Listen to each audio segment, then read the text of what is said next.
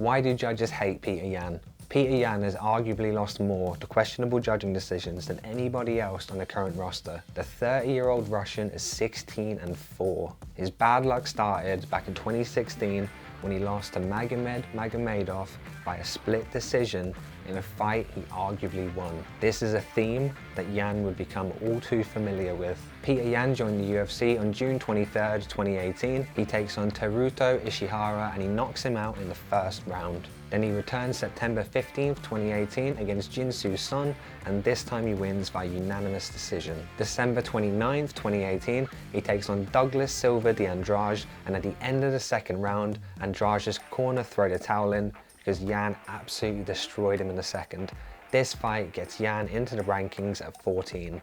February 23rd, 2019, Yan takes on John Dodson, who at the time was number 9, and Yan wins by unanimous decision. June 8th, 2019, Petr Yan, now number 9, is set to take on number 7, Jimmy Rivera, and he wins by unanimous decision. December 14th, 2019, Yan, who is now ranked number 4, is set to take on Uriah Faber, who at the time was 40 years old and ranked number 12. This seemed a bit of a mismatch at the time as Yan was only 26. Either way, it was a great performance. Yan knocks Faber out in the third round with a head kick. July 11th, 2020, Yan is set to take on one of the sports GOATs, Jose Aldo, for the vacant Bantamweight Championship. And in the 5th round, Yan knocks Aldo out, becoming the Bantamweight Champion at just 27 years old. March 6th, 2021, Yan is set to defend his title for the first time against Aljamain Sterling. The fight is going great. Yan is absolutely dominating. Aljamain starts to gas after the first round, and then in the 4th round, Yan lands the most illegal knee possible. Aljo is not able to continue the fight, and for the first time in UFC history, a championship is won due to disqualification. Yan is disqualified due to the illegal knee, and Aljamain Sterling is now the Bantamweight Champion of the world. After the fight, Aljamain has to go for neck surgery. He's likely going to be out for a year or so. October 30th, 2021, Yan is matched up with Corey Sandhagen to fight to see who's going to become the interim Bantamweight Champion. It's a close back and forth war.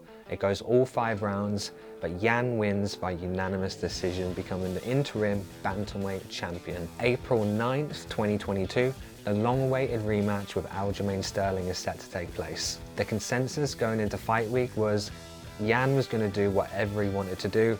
Aljamain's probably going to gas out after a round like he did last time, but this time a completely different Aljamain showed up.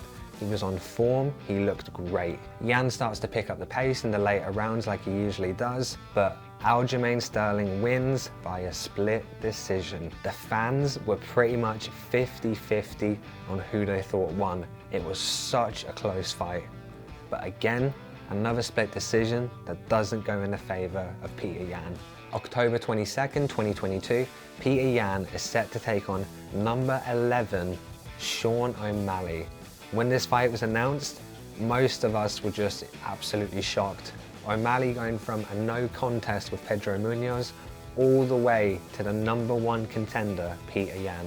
Going into fight week, I'd say 85–90% of fans and media were convinced that Petr Yan was going to go in there and do whatever he wanted to do to Sean O'Malley. There was no way Sean O'Malley would even last the full 15 minutes. But instead, what we ended up getting was an absolute banger of a fight, a really good back and forth war. We learned a lot about Sean O'Malley. He's got good cardio, he can take a punch. And in the end, it was another split decision that didn't go in the favour of Petr Yan.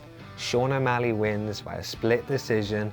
90% of fans and media all scored the fight in favour of Yan. That's 3 split decision losses Petr Yan has on his record in fights he arguably won. He could very well be 19-1, but it seems like the judges just absolutely hate him. Yan is set to take on Merab Dvalishvili next, Aljamain Sterling's main training partner. So let's just hope for Yan's sake this fight doesn't go to the judges. Where do you think Petr Yan's career goes from here?